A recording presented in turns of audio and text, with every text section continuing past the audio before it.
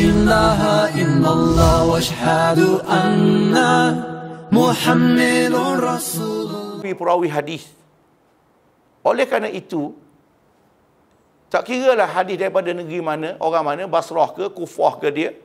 Jika anda kata dia sahih, sila beritahu pada aku. Kata Imam Syafi'i. Imam Syafi'i sendiri bukan fanatik mazhab. Yang menjadi masalah ialah orang akhir zaman ni yang menisbahkan diri kepada mazhab. Itu saja. Pendapat mazhab ni pendapat seseorang. Lepas tu bila dapat seseorang tu dia pegang dia. Lah kalau tak dengar Syafi'i dia tak nak buat apa-apa dah. Ini Imam Syafi'i larang ni gini ni. Imam Syafi'i sendiri tak suruh. Sebab tu Imam Bukhari minda dia terbuka. Dia tak nak fanatik kepada ulama. Jadi kata, dan ini kesannya itu ialah dan ini sudah tentu akan mengurangkan sumber ilmu wahyu untuk sampai ke pengetahuan masyarakat. Of course lah. Bila seseorang ambil ilmu untuk seorang negeri je, negeri lain tak ambil, kesan dia ilmu tu akan hilang. Betul tak? Kalau ulama negeri lain tu mati, tak sempat nak direkod, tak rugi namanya? Tak, rugilah. Jadi Imam Bukhari melihat benda ni tak boleh jadi gini. Jadi dalam buku dia tak kira negeri mana, negara mana, siapa dia. Seandainya menepati ciri-ciri sebagai hadis sahih, maka sudah tentu dia akan ambil, dia akan letak dalam kitab dia. Dalam waktu yang sama, punca yang ketiga ialah gurunya Ishaq bin Rahawayh pernah berkata kepada anak-anak muridnya, termasuklah dia sendiri masa itu. Dia kata, alangkah baiknya jika kamu semua dapat mengumpul sebuah kitab hadis yang ringkas yang mengandungi hadis sahih. Kata Ishaq bin Rahawayh ini. Jadi Ishaq bin Rahawayh ini kita dah lalui nama dia sebelum ni, biodata dia dah ada. Jadi rupanya perkara ini dapat dikesan oleh Ishaq bin Rahawayh dan orang-orang ulama zaman dia. Rupa-rupanya antara hadis sahih tak sahih tu banyak. Bercampur aduk banyak. Jadi timbul dah, dia tak larat dah nak buat. Dia dah tua dah. Dia tak mampu lah. Bagi orang muda lah pula buat. Dia kata, alangkah baiknya kalau ada orang yang boleh buat satu kitab yang hanya meletakkan hadis sahih saja. Jadi akhirnya ini memberi dorongan kepada Imam Bukhari untuk mengumpul kitab hadis sahihnya. Jadi kalau kau tanya, apa sebab Imam Bukhari buat kitab sahih? Orang lain beri nama kitab sunan, orang lain beri nama kitab musnad, orang lain beri nama kitab muwatta. Dia satu, dia letak nama sahih. Itu faktor dia. Setidak-tidaknya 3 faktor besar. 3 faktor besar. Pertama, kerana masalah kitab-kitab yang terdahulu darinya bercampur aduk antara hadis sahih dengan tidak sahih. Yang kedua, kitab-kitab terdahulu kadang-kadang hanya mengkhususkan kepada hadis-hadis yang diriwayat oleh ulama-ulama negeri masing-masing. Tidak global lah, artinya tidak global. Dan ini satu panggil kerugian. Dan yang ketiga, dorongan daripada gurunya sendiri, Ishaq bin Rahawayh, supaya menyusun kitab sahih, hadis sahih sahaja. Ini 3 faktor yang paling besar. Kemudian kita tengok bilangan hadis dalam Sahih Al-Bukhari ini. Berapa banyak? Bilangan hadis sahih yang terdapat dalam Sahih Bukhari termasuk hadis yang berulang-ulang ialah sebanyak 9,082 hadis. Apa yang dikatakan berulang-ulang? Okey, kalau kita baca kitab Sahih Bukhari ini, hadis yang sama kadang-kadang diletak di dalam bab. Dia gini, Imam Bukhari meletakkan tajuk besar dia sebagai kitab. Sebagai kitab. Di bawah kitab tu sab. Sab baru bab. Baru bab. Jadi katalah kitabu iman, kitabul ilm, kitabu wudu, kitabu taharah, kitab wudu, kitab haid, kitab sebagainya. Itu di bawah sab topik yang banyak tu. Jadi kadang-kadang hadis yang sama diletak dalam kitab yang dalam topik yang lain. Jadi dia guna satu hadis sampai 4-5 topik guna hadis yang sama. Boleh jelas Jadi kata pengarang yang mengkaji kitab Sahih Bukhari ini, Kalau dicampur ke semuanya daripada awal hadis yang pertama, hadis innamal a'malu binniyat tu, dan diakhiri dengan hadis berkait dengan tauhid yang terakhir tu, kesemua sekali 9,082 hadis. Bercampur dah tu. Tetapi dia kata jumlah ini tidak termasuk hadis mauquf kepada sahabat. Ini tak masuk pendapat sahabat. Kata-kata sahabat tak masuk lagi tu. Dan juga maqtu hadis yang disebut kepada tabi'in tak masuk lagi. Kalau masuk lebih dah lah daripada 9,000 ni, 10,000 kat berapa puluh ribu dah pula. Jadi sementara hadis yang bersambung yang tidak berulang berjumlah 2,000 lebih hadis. Hadis yang bergantung dan hadis yang sampai kepada Nabi SAW direct, dia panggil marfu' ini ialah 159 buah. Tak apalah, itu perbincangan lain berkait dengan sanad sebagainya. Tapi nak kabarnya, itulah jumlah semua kali 9,000 lebih hadis. Maknanya sebiji kitab tu, Sahih Jami' Bukhari tu, kalau tanya berapa hadis yang terdapat dalam kitab ni? Jawapan dia ialah 9,082. 9,082 buah. Ambil nombor, awak nombor kereta. Kalau boleh ke China ni, dia ambil lah pakar, ambil tuah lalu dah lemah. 9082 ni, ubuh nombor motosikal ke, nombor rumah ke, nombor lok ke. Jadi, itulah sebenarnya banyak. Dah kita bila nak baca 9,000 buah ni, tak tahu bila tahu dah. Tapi kalau baca hari-hari, habis, insyaAllah. Kita satu masyarakat, kita takut nak baca hadis. Kita hadis. Pasal apa? Bimbang tak ada tok guru, nanti syaitan jadi guru. Ini pun kan ada dorongan hadis palsu ni. Siapa yang belajar baca kitab agama, kalau tak ada guru, maka ia berguru dengan syaitan. Kata dia. Ni hadis palsu ni. Bukan hadis pun. Dan kita pun jawab begini. Orang yang tak baca langsung tu, guru siapa? Kita katakan dia, guru dia bapa iblis tu. Iblis lagi teruk pada syaitan. Syaitan bawah sikit. Iblis tinggi dulu pada darjat dia. Jadi jangan dengar. Saya mempunyai kawan seorang, hidup dia besar di luar negara, anak duta. Anak duta.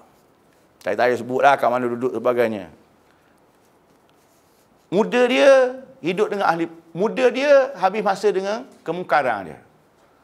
Arak adalah air putih dia lah, arak. Orang lain buka puasa dengan buah kurma, dengan ondel-ondel, dia buka puasa dengan arak. Bismillah, minum arak. Nak khabar demikian hidup dia. Demikian hidup dia. Berpindah ganda, nak duta, duduk di Mesir, duduk di Jerman, duduk di Australia, last sekali di Australia. Siapa masa nak balik, sepatah haram bahasa Melayu tak boleh nak cakap. Penimpal dia. Ayah dia kata, aku dah habis masa dah. Aku kena balik kat Malaysia. Dah mu kena balik Malaysia. Buat duduk negeri orang. Pening dia, sudah. Nak macam mana? Pertama, nak kena kahwin. Kahwin satu hal pula. Nak kahwin pula, kena cari orang yang reti baca Quran. Sebab dia tak tahu apa. Maya tak tahu apa tahu. Puasa pun minum arak buka. Akhirnya dia kahwin dengan orang solehah, wanita yang bagus dan sebagainya. Kahwin dengan orang Negeri Sembilan, alhamdulillah. Bini dia dah ajar daripada tak tahu apa sehingga boleh mahir baca Quran, sembahyang sebagainya. Akhir sekali dia musafir ke Mekah. Dia bawa beg dia pergi ke Mekah. Dia tak ada anak, orang tua lah tak ada anak, dia pergi ke Mekah. Jadi bini dia kerja di Riyadh. Staff nurse. Tak apalah, awak pergi ke Riyadh, aku pergi ke Mekah belajar. Jadi pergi ke Mekah. Kita cakap agak dia diam. Dia tahu pasal agak dah reti. Tetapi satu je dia, kuat membaca. Kita pergi pustaka, semua buku Arab, dia pergi pustaka cari buku bahasa Inggeris. Apa dia beli? Dia beli Sahih Bukhari. Masa tu, Sahih Bukhari dalam bahasa Inggeris baru keluar. Tahun 90. Baru keluar masa tu. Dia baca, dia beli. Sudah lagi ni. Hari-hari dia baca Sahih Bukhari tu, setahun habis. Kitab Sahih Bukhari. Dalam kali saya tanya dia pula. Saya tanya dia pula, dia jadi mufti. Bila belajar, kita kena. Awak gini, tak betul. Nabi tak buat gini. Nabi cakap gini. Mu tahu macam mana? Dalam Bukhari cakap. Habis lah kita. Cuba tengok. Ilmu ni duduk pada orang baca. Bukan duduk orang pegang buku. Pegang buku tak baca tak gunanya. Bawa buku ni, timur, barat, utara, selatan. Buka, baca dah. Tak ada. Dia duduk pada orang baca. Dah bukan buku saja, dia baca kitab Sahih Muslim dah banyak. Artinya, dari segi hadis, memang dia memang expert. Expert dengan cara dia lah. Sebab tu kalau dia tanya soalan, saya kata Jibril tanya, mu tu Jibril, dia tanya Muhammad buat apa? Kamu tu Jibril dah kan? Kadang-kadang dia test je kita, tak ada, aku tak tahu, mu tahu. Mu baca dah. Cuba tengok. Sekarang ni, kalau kita tak boleh baca Arabic, dalam bahasa Inggeris ada dah banyak. Jadi Sahih Bukhari ni sebenarnya, saya meneliti Sahih Bukhari dalam bahasa Inggeris ni, saya bukanlah mahir sangat bahasa Inggeris. Tetapi terjemahan dalam bahasa Inggeris jauh lagi tepat maknanya daripada bahasa Melayu. Saya buat comparison antara bahasa Inggeris dengan bahasa Melayu. Sama juga dengan terjemahan Quran tu. Meaning Quran tu. Saya letak dua. Bahasa Melayu kita tak sampai maksud. Inggeris juga yang sampai. Artinya bahasa Inggeris ni jangan anggap remeh. Dia bahasa ilmu. Dia bahasa ilmu. Jadi tidak ada sebab dah ni kalau kita kata tak boleh nak baca Sahih Bukhari. Sebab dalam orang yang tahu bahasa Inggeris, baca bahasa Inggeris. Kalau orang yang terjemah dalam bahasa France ke, bacalah bahasa France, tak apa. Artinya boleh. Baca hari-hari, baca. Tak faham, kita tanya ustaz. Tak faham, tanya ustaz, itu je. Jadi sebanyak 9,000 tu tak banyak. Tak banyak mana, bacalah. Saya baca Sahih Bukhari ni satu keseronokan. Makin kita baca, makin kita tahu banyak benda. Rupanya banyak benda. Banyak. Cuma satu je lah. Apa yang kita baca situ, jangan kita terus buat calculation dia. Pasal ada hadis-hadis situ yang bersifat mansukh. Yang bersifat dibatalkan hukumnya. Pertama, berkait dengan hukum hakam. Jangan kata imam. Contoh hadis berkait dengan haji. Haji dan daging korban. Dalam Sahih Bukhari ni, ada hadis berkaitan dengan larangan menyimpan daging korban lebih pada 3 hari. Memang ada dalam Sahih Bukhari. Tetapi 2-3 hadis yang datang lepas pada tu, ada hadis yang membenarkan pula. Ini kita nak tahu usul fiqh. Tadi dah sebut usul fiqh. Ini dah bendanya. Hak ni yang bendanya. Hak ni hadis ni yang sudah dibatalkan hukumnya. Tapi sahih. Tapi hukumnya sudah tak valid lagi. Pasal hadis Nabi datang lepas pada tu, membenarkan. Jadi, bagus juga bila macam ni, macam mana? Kejap Nabi kata boleh. Ketika itu baru ditanya orang pakar. Itu pentingnya baca kitab sahih hadis ni, dia akan beri satu ilmu kepada kita.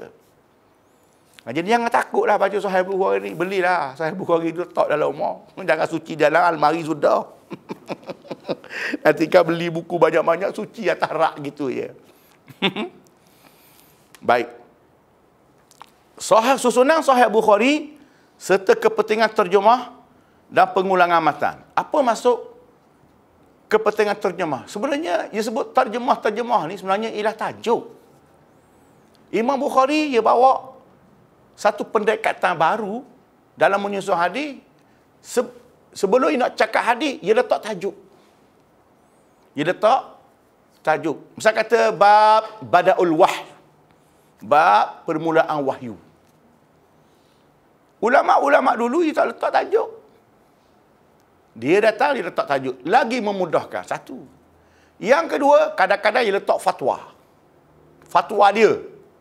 Bab bolehnya bertanya, bab bolehnya mengambil ilmu sambil berkenderaan. Bab bolehnya bertanya pada ulama ketika ulama di atas kenderaan. Dia ambil, dia buat macam tu. Kita ulama tak boleh tanya naik atas kereta, marah ke dia. Mau. Tapi Imam Bukhari kata boleh. Sebab Nabi SAW ditanya ketika menaiki unta masa di Mina tentang haji. Apa-apa yang ditanya Nabi kata, buatlah. Ketika itu dia sedang berkenderaan. Imam Bukhari ambil letak tajuk. Bolehnya bertanya kepada orang alim ketika dia berkenderaan, di atas kenderaan. Boleh. Tak boleh kita kata kurang ajar. Tak boleh. Jangan kata ni tak ada adab ni. Apa benda ditanya Tok Imam, ditanya orang ni atas kenderaan, atas motosikal lah. Biarlah dia duduk dalam masjid, baru kita tanya. Tak boleh. Pandangan awak tak betul. Pandangan awak menyalahi maha guru hadis Imam Bukhari. Jadi, dia letak tajuk macam tu. Jadi, semakin kita faham. Sebab tu saya meneliti, lepas itu baru anak-anak murid dia buat macam dia. Macam Imam Abu Daud, Tirmizi, buat macam dia. Macam sebelum-sebelum tu, tak ada buat lah. Macam Imam Abi Hanbal, mana ada? Orang lain yang buat. Dan pengulangan matan. Pengulangan matan artinya pengulangan teks hadis tu. Teks. Artinya dialog hadis tu diulang-ulang. Pasal apa diulang? Ini dia. Kata Imam Bukhari mula menyusun sahihnya semasa beliau berada di Masjidil Haram. Tengok. Dia mula start menyusun hadis ketika dia berada di Tanah Mekah. Beliau tidak memasukkan satu hadis di dalam susunan kecuali setelah berwudu dan menunaikan solat 2 rakaat terlebih dahulu solat istikharah. Beliau mengambil masa 16 tahun untuk menyelesaikan kitab sahihnya. Dan semua hadis yang terkandung di dalamnya berasal daripada 600,000 hadis yang dihafal dan diketahuinya.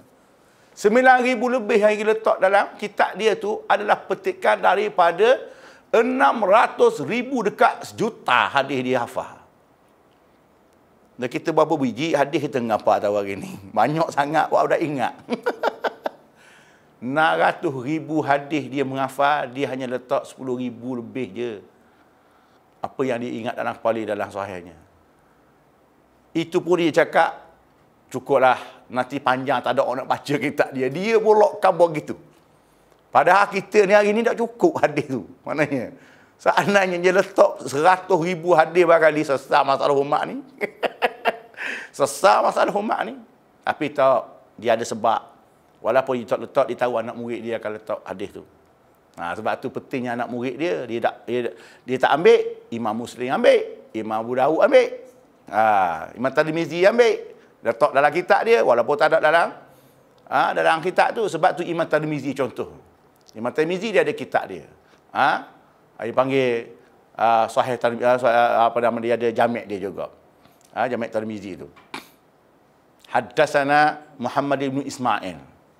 Dia akan sebut lagu tu. Haddatsana Muhammad ibn Ismail. Telah menceritakan kepada kami Muhammad bin Ismail. Siapa dia Muhammad bin Ismail? Muhammad bin Ismail itu Bukhari lah. Jadi ulama hadis tidak sebut haddatsana al-Bukhari, tidak sebut gitu. Dia tak sebut. Dia sebut nama betul. Dia tak sebut. Jadi banyak dalam Tirmizi tu hadis-hadis yang diambil oleh daripada Imam Al-Bukhari. Itu. Jadi apa yang diambil daripada Imam Bukhari, sahih lah hadis tu. Sebab tu kadang-kadang benda tu tak ada dalam kitab Sahih Bukhari, ada dalam kitab anak-anak murid dia. Jadi daripada 600,000 letak 10,000 lebih dah dalam tu, atau mungkin gitulah lebih kurang. Itu. Tapi sebelum dia letak, setiap hadis yang nak letak, dia ambil wuduk, dia sembahyang 2 rakaat. Betapa takutnya dia. Takut bimbang, takut dia letak nanti bukan hadis sahih. Dan dia ambil hadis tu, dia mengamat-amati, dia teliti betul-betul, dia ingat betul-betul. Kalau dia ragu, dia tak ambil letak. Kalau dia ragu, dia tak letak. Hebatnya Imam Bukhari ni. Nak letak ilmu pada kita ni. Jadi kita yang belajar hari ni, semua hadis dia itu ialah hadis yang telah disolat olehnya.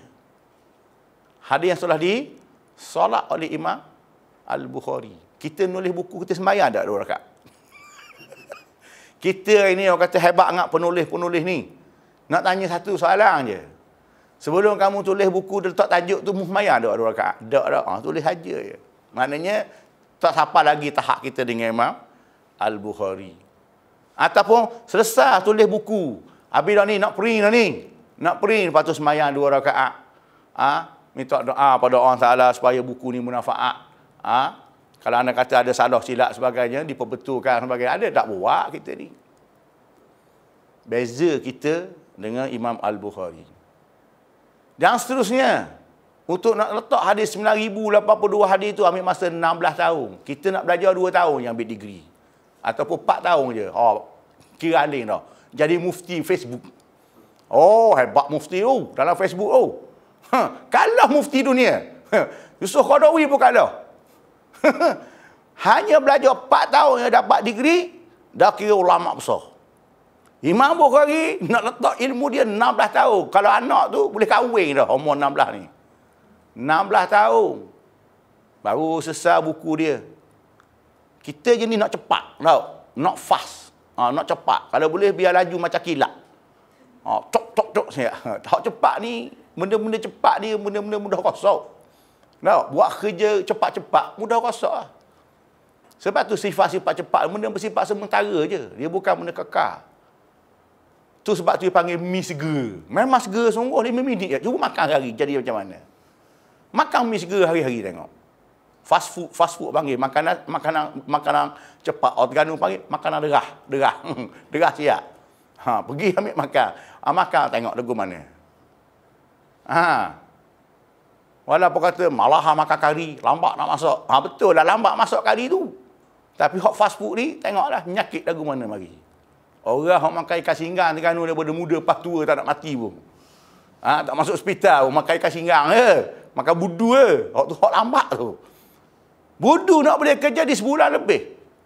Bukan 3 hari buat budu, bunyi je budu. Tahu budu ni? Budu ni ialah ikan bili yang diperam bersama dengan garam. Nak jadi dia punya air dia ni sebulan, kadang-kadang kat 2 bulan. Lagi lama budu, lagi bagus high quality-nya. Dan punya protein yang paling tertinggi. Pulak dah protein tu. Nampak je budu. Lepas ni beli budu. Makan masa lama. Sebab tu kadang-kadang satu benda yang dibuat dengan begitu lama, dengan teliti, lepas ada tu kualiti dia memang hebat. Tak? Betul tak? Macam orang mengukir. Ukiran kayu, ukir. Ukir dengan cepat. Dengan ukir dengan lambat. Lambat tu yang kualitinya. Tapi janganlah terlalu lambat sampai mati tak boleh. Musuh tu mati dulu orang tak boleh lah. Siapa ke lambat ni nak susun buku ni tak siap lagi. Bila nak siap 20 tahun lagi. Dah mati dulu orang. Lagi nak boleh dapat buku dia tu. Boleh lah tu okey lah tu 16 tahun tu ke. Yelah zaman dulu kita kena ambil faktor-faktor. Dari segi printing dia problem. Dari segi facilities dia tu mungkin tak ada macam kita hari ni. Kita buat tesis. Jadi doktor ke apa ke 3 tahun, 4 tahun, 5 tahun. Lepas tu kertas kerja orang lain tukar tulis. Kita tulis gitu-gitu orang lain tukar semok pula, orang lain edit dan sebagainya. Edit pula bukan tulis tangan. Pakai komputer, dah tahu port Google pula ada. Lepas tu kat belakang. Jadi semua cepat. Jadi menurut sabar dengan teknologi kita, alhamdulillah tu. Itu adalah kelebihan atau nikmat. Kemudian dia kata, dah sudah selesai tu, dia terus cetak ke buku dia? Tak. Dia bawa kemukakan kepada Imam Ahmad bin Hanbal. Tok guru dia. Dan juga Yahya bin Mu'in. Dan juga Ali bin Madini. Ini maha guru hadis. Ini maha guru hadis. Kalau kita ke profesor lah. Cuba tengok kitab aku ni. Sertalah mereka meneliti. Mereka memperakui susunan dan kesahihan hadis yang terkandung dalam sahihnya. Artinya 3 ulama besar ini mengiktiraf semua hadis yang disusun di dalamnya adalah sahih belaka. Sebab itulah mengapa orang nak dapat tesis yang terbaik dan sebagainya kena ada discussion dan sebagainya tak. Macam nak dapat doktor ke apa ke benda perlu kena ada discussion supervisor dan sebagainya. Kerana nak melihat nilai kerja awak tu betul tak betul, salah tak sebab selepas diiktiraf nanti, buku awak akan dicetak dan dia akan dipegang oleh umat. Kalau silaplah. Betul tak? Sebab tu ada discussion. Tak boleh, kita tak memperakui, maka kita tak boleh bagi distinction untuk kamu ni. Itu kata mumtahnya, tak mumtahnya macam-macam lah. Dia punya pakak-pakak dia tu. Jadi jangan marahlah. Pasal apa? Ialah ulama dulu pun buat kerja gini. Jadi universiti ni, buat pengiktirafan ni sebenarnya, ini semua adalah sistem yang digunakan oleh ilmuwan Islam dulu. Ilmuwan Islam dulu. Jadi dia adalah betul tak betul. Itu dia. Jadi akhir sekali Imam Bukhari membagikan kitab sahihnya kepada 97 kitab. Artinya tajuk besar 97.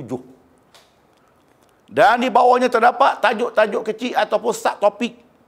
Dinamakan bab yang berjumlah 3,450 bab. Subtopik dia 3,450. Dan bawah subtopik tu tak tahulah hadis berapa banyaknya. Letak pula Jadi ahli hadis menamakan tajuk-tajuk bab sebagai terjemah. Tajuk-tajuk tu sebagai terjemah. Maksud terjemah saya dah cakap tadi. Iaitulah apa nama tajuk lah dia panggil, tajuk-tajuk kepada bab-bab itu. Ada orang tulis bab 1, bab 2, bab 3. Kalau tinggal macam tu, orang tak faham lagi tak. Tapi kalau anda kata, dia kata bab yang pertama Kitabul Iman. Macam Kitabul Iman. Kitabul Iman adalah tajuk yang pertama dalam Sahih Al-Bukhari. Bab Bada'ul Wahyi kata. Bab permulaan wahyu. Maka dibawa hadis berkait mula-mula wahyu datang pada Nabi SAW.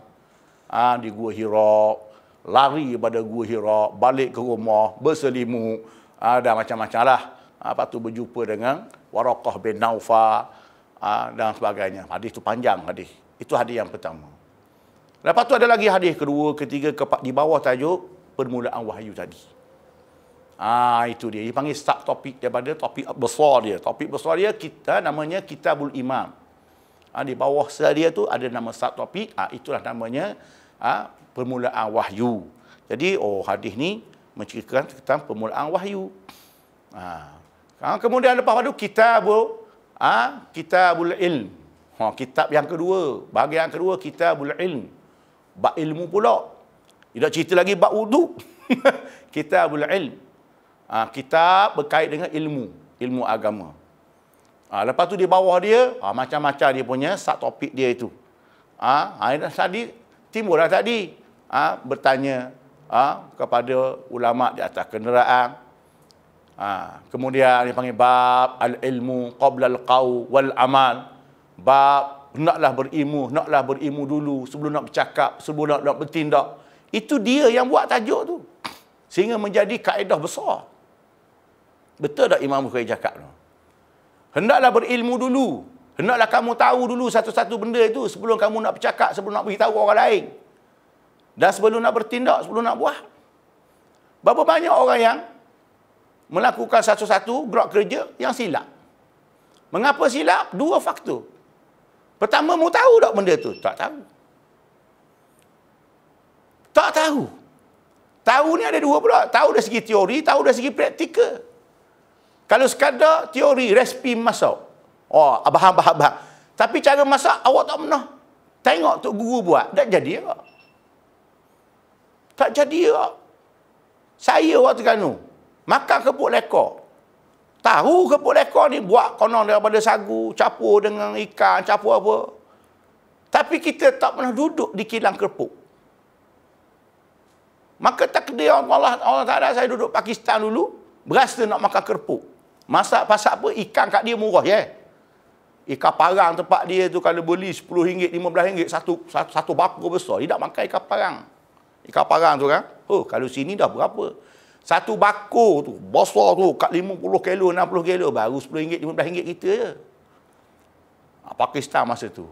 Kita pun nak buat kepuk. Kita tanya dah nak buat kepuk ni, nak buat gandung apa? Tak boleh dengan sagu. Ada jual sagu. Kawan saya kata, dia pun tak pernah buat kepuk kawan Terengganu. Ada jual kat Karachi. Kita pergi lah. Dia pergi beli sagu biji. Sagu putih tu, orang buat kuih tu. Kawan saya yang pernah buat kepuk lekor dengan sagu debu ni, kata, aku sama hidup aku, tak pernah lagi orang buat sagu dengan sagu biji ni. Kata kawan saya tu. Hok yang kata, tak boleh buat tak betul ni. Kata hok tengah beli, tak apa, asal sagu. Nampak? Tak apalah, kalau mu nak buat, buat dah. Tapi aku tak jamin, jadi tak jadi ni. Kata hok yang hok tahu tadi. Ini antara hak tahu yang tak tahu. Saya ni pok turuk je. Pandang macam mana nak buat?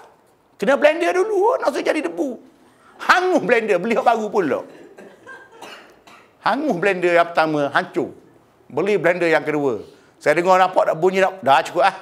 Cukup. Nanti kan punah jahanam pula blender yang kedua, tak ada pasal. Buat kadar yang ada ni dah lah. Hak yang ada tu mu tumbuk. Kita suruh budak tumbuk. Nak boleh ke hancur tu? Apa jadi? Walaupun hancur, dia ada biji-biji dia kan. Halus-halus tu. Tak apalah, cukup lah ni. Capur je. Tak sabar dah nak makan kerupuk ni. Rindu ke kerupuk ni. 3-4 tahun dah nak makan kerupuk. Dah tak balik luar negara. Buatlah kerupuk capur ikan bagi kita tengok. Semacam je. Kata hak yang tahu tadi, setakat ni aja ilmu aku. Aku tak nak jamin jadi tak jadi. Kamu nak macam mana? Kita rebus, saya kata kita rebus lah. Kita rebus. Kata seorang lagi, kita jangan rebus. Kita goreng terus. Sekarang cara baru sekarang di Terengganu, dia golek, terus dia goreng. Lagi sedap dia kata. Ketika saya keluar daripada Malaysia tahun 89, masa itu benda ni tak berlaku lagi. Kita makan cara lama, rebus dulu baru goreng. Yang ni dia uli-uli, lepas tu dia panggil Ganu panggil getar. Dia panggil buat macam tu dulu. Tu masuk kuali. Saya kata aku tak tahu bab ni. Sedap ni, memang sedap dia kata. Jadi habis kena ke dia je. Maka saya pun pulilah baca dia buat letak dah dalam dulang sebagainya. Dia hak tukang gorengnya, mungkin goreng. Apa jadi? Ubuh je dalam kuali, dah jadi macam kena mesin gun. Menyok naik. Habis pakat lari semua. Merakok macam bewok tu. Dia cari tudung periuk tu, buat dia punya taming. Tu dia punya, saya cukup bimbang takut terbakar rumah tu. Ya kawan saya tadi, yang tahu tadi, bergolek dalam bilik suka. Suka. Saya rasa kat 5 minit dah habis lagi suka. Menggolek. Aku dah kata dah, aku tak tahu jawab batu. Kata yang tahu. Jadi hak tadi kata, katamu boleh. Peduli apa boleh. Putih makan. Pulak dah. Dia pula kata, yang penting makan pula kata. Jadi orang panggil. Satu benda tadi, bolehlah makan tapi itulah.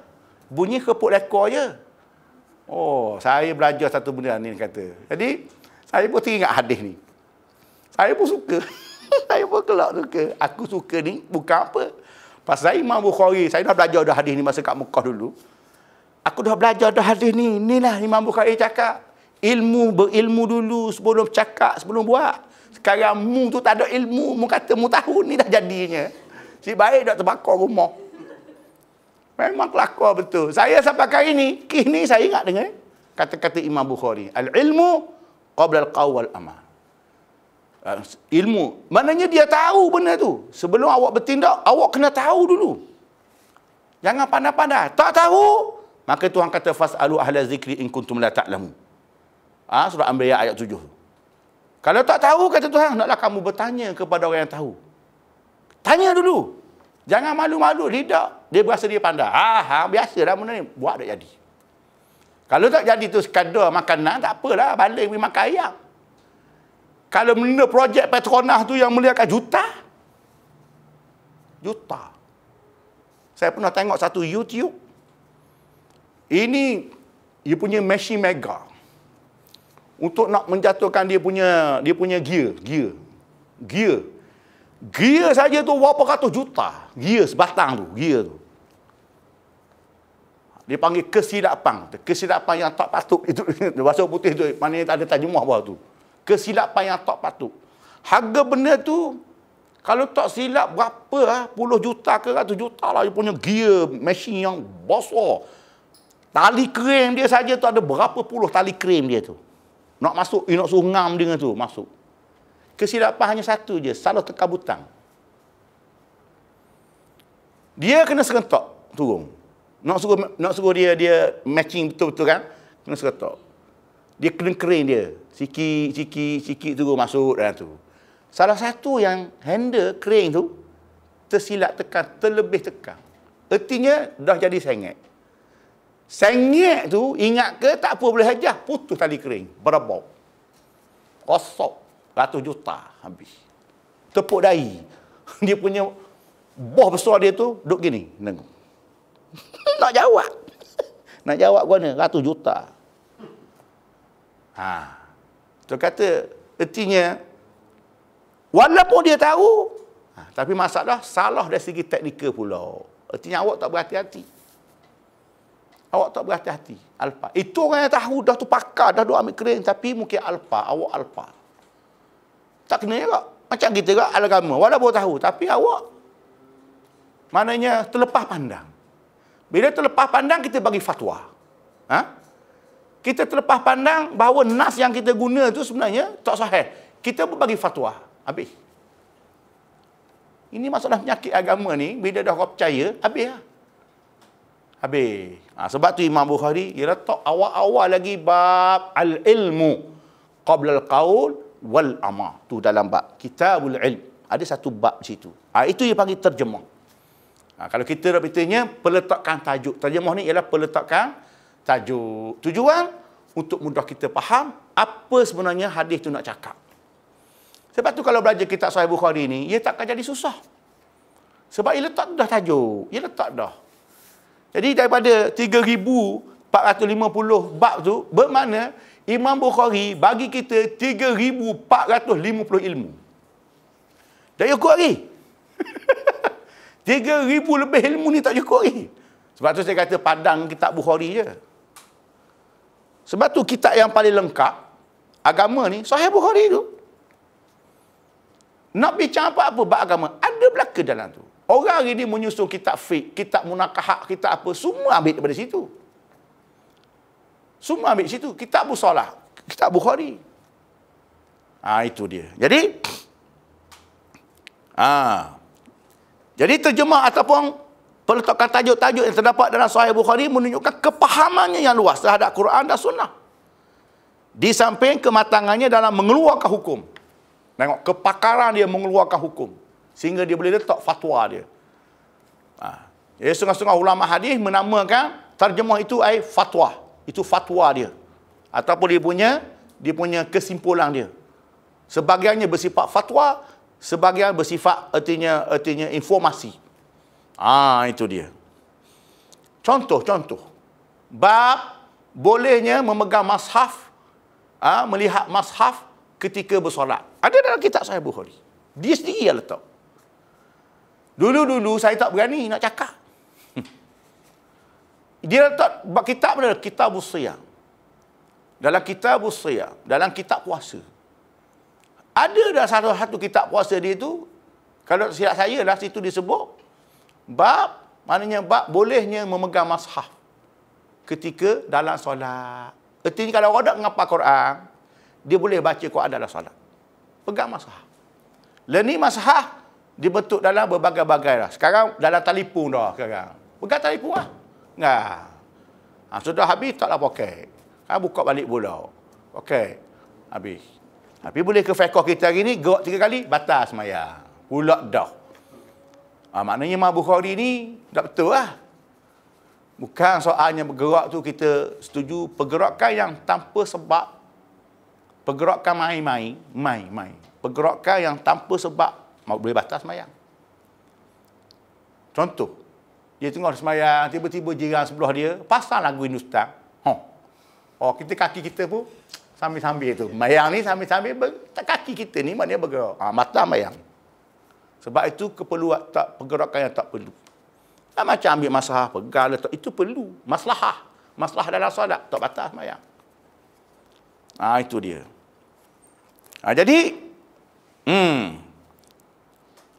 Jadi kematangan ini diakui oleh ilmu-ilmu hadis dan guru-gurunya. Sebenarnya bukan ilmu-ilmu hadis, ilmuwan hadis tu salah tu. Diakui oleh ilmuwan hadis dan guru-gurunya sendiri. Tu tengok. Sampai sekarang orang puji. Jadi Imam Bukhari menyusung tajuk-tajuk tadi tu, tajuk-tajuk bab itu berbagai bentuk dan tujuan. Dia buat macam tu macam-macam tujuan dia ada objektif dia sendiri. Yang pertama, terjemah ataupun peletakan tajuk yang jelas dan tepat yang menunjukkan ada kaitan antara terjemah dengan hadis-hadis yang di bawahnya. Tujuannya adalah untuk menerangkan maksud hadis yang terdapat dalam bab itu. Artinya dia letak tajuk tu, artinya tajuk ni ada kena-mengena yang nak dibicarakan dalam hadis ni. Itu dia. Yang kedua, terjemah merupakan lafaz hadis yang terdapat dalam bab. Jadi dalam bab itu, dia letak lafaz hadis. Dia letak lafaz hadis. Hadis ni nak bercakap bab apa? Bab apa nama hadis menyebut niat, misalnya kata. Niat tu penting. Dia letak. Tapi hadis lepas tu sebut cakap niat, misalnya kata. Macam tu. Terjemah itu sebagai daripada hadis yang diterjemahkan. Kadang-kadang dia ambil hadis itu sendiri sebagai tajuk. Hadis tu sendiri dia sebagai tajuk, lepas tu dia terang bawah tu. Macam tu. Yang seterusnya, terjemah itu merupakan penafsiran pada hadis yang hendak diterjemahkan. Kadang-kadang dia menafsirkan dulu hadis tu. Panjang dia cakap, lepas tu dia bawa hadis. Nampak dia punya tu dia. Ada kalanya bertujuan merupakan ayat Quran atau kata-kata sahabat. Dan tidak dibawa sebarang hadis menunjukkan bahawa dalil berhubung dengan terjemah itu sabit dalam Quran ataupun asar ataupun kata-kata sahabat yang tidak dapat dalam hadis. Kadang-kadang Imam Bukhari ini dia bawa ayat Quran saja. Atau kadang-kadang dia bawa kata-kata sahabat. Kadang-kadang kita baca bengong. Apa mana hadis? Tak ada hadis pun, dia letak ayat Quran. Lepas tu dia bawa pula kata-kata sahabat. Apa sebab? Dia nak beritahu bahawa ayat Quran yang diletak tu ada kaitan dengan kitab yang nak dibincang ni. Dia ada kena-mengena. Ertinya hadis semua dalam kitab, misal kata kitab solat. Atau kitab solat dalam banyak tu misalkan kitab musafir. Solat tu safar. Maka dia bawa hadis. Wa in kuntum juruman aw ala safarin wa lam tajidu ma'an fatayammamu sa'idan tayyiba wamsahu biwujuhikum wa aydikum min. Dia letak ayat. Dia nak bincang sekarang berkaitan dengan apa? Dengan keharusan orang bermusafir bertayamum. Dia letak ayat tu. Sekiranya yang kamu kamu sakit atau kamu bermusafir, kata Tuhan, kamu tidak dapati air tak ada, fatayammamu sa'idan tayyiba, maka bolehlah kamu bertayamum dengan debu yang baik. Wamsahu biwujuhikum wa aydikum min, sapulah muka kamu dan juga kedua pergelangan tangan kamu. Jadi diletak ayat Quran ini di bawah tajuk tayamum saja dia tak. Artinya nak khabar, Imam Bukhari nak khabar, wahai muslimin, kamu kena ingat di dalam Al-Quran ada satu ayat yang ada kena-mengena dengan tajuk besar yang kita nak bincang hari ini dalam kitab ini, yang ini kitab tayamum ini. Inilah ayatnya. Seorang orang nak cakap gitulah. Kata hebat Imam Bukhari ni. Jadi kalau mana-mana ada hukum hakam hak Nabi cakap yang ada kena-mengena dengan ayat Quran, yang akan letak dalam tu. Jadi ulama-ulama yang kata hebat bila dia cakap berfatwa, sebenarnya tiru hak Imam Bukhari buat je. Dia copy and paste. Sebenarnya tu je. Jadi sebab tu saya kata tadi, ilmu ni duduk pada orang baca. Bila dia baca, dia tengok Bukhari baca ni, dia boleh cakap seperti Bukhari cakap. Tu saja sebenarnya modal dia, bukan apa pun. Bukan nak kena gali, nak kena tengok buku Imam Bukhari dah buat siap dah. Jadi idea dan ulama cakap ni sebahagian besarnya ambil daripada Bukhari. Cuma dia tak katalah sikit-sikit Bukhari, jadi berbuih lah mulut dia tu nak sebut Bukhari tu. Tapi ideanya adalah daripada Imam Al-Bukhari. Sebab tu kitab Sahih Bukhari ni memang the best. Kitab hadis yang paling the best. Sebab pengalaman saya baca, saya tahu. Saya baca yang lain macam Sunan Tirmizi dan Abu Daud dan sebagainya. Tapi tak lawan untuk guru dia. Untuk guru dia lagi best. Untuk guru dia tu. Kalau boleh baca sampai 97 kitab tu. Kitab yang terakhir 97 tu adalah kitab bab tauhid. Bab kepentingan la ilaha illallah dan sebagainya, syahadah dan sebagainya. Dia bermula dengan iman tauhid yang berakhir dengan tauhid, ditutup dengan pintu tauhid. Itu hebat kitab Imam Bukhari ni. Lepas tu kena belilah Sahih Bukhari baru tahu. Okey. Ada juga kadang-kadang dibuat tajuk dalam bentuk soalan. Tujuannya untuk menimbulkan persoalan, iaitu apakah hukum yang dipersoalkan itu sabit atau tidak. Artinya dia buat kuis. Jadi hari ni kuis tu tiru Bukhari lah tu. Dia buat kuis. Kita pun kuis. Bukhari dulu buat. Dia buat soalan. Kadang-kadang, bolehkah meminum air sambil berdiri? Dia buat soalan. Kita pun, boleh tak? Boleh tak? Tak boleh. Pasal apa tak boleh? Boleh. Pasal apa boleh? Dia pun bawa hadis. Syarabul Zamzam qa'iman. Kadang dia letak hadis tu. Minum air Zamzam sambil berdiri. Nabi SAW sendiri minum air Zamzam sambil berdiri. Nabi sendiri minum air Zamzam sambil berkenderaan. Ada?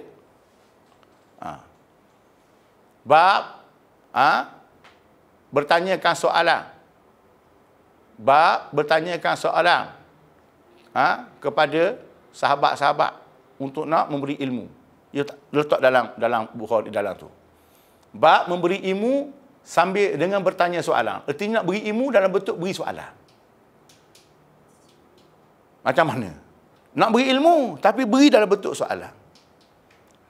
Contoh dia hadis Jibril. Satu. Yang kedua, hadis berkaitan dengan makan makan umbuk. Tahu umbuk? Umbuk. Nak kata gua ni pokok kelapa tu. Kan bila kita tebang, buang semua buah dia, hok tengah-tengah dia, hok makan lembut-lembut tu. Orang panggil apa? Sini. Ialah bukan isi kelapa tu. Batang kelapa, lepas tu daun dia kita buang daun semua sekali. Dia ada di tengah-tengah dia tu, ada putih tu, orang buat sayur. Apa sini orang panggil apa sini? Bukan umbuk. Ke sini panggil apa ya? Tak panggil apa-apa sebab tak makan. Sudah hantar makan sekali nak makan 20 kali. Sedap tu Syekh tu. Kalau tebang kelapa saya tengok orang buang benda tu. Kita akan belah kita ambil dia punya puluh tengah tu yang sedap je. Sedap. Jadi dalam bahasa Arab dia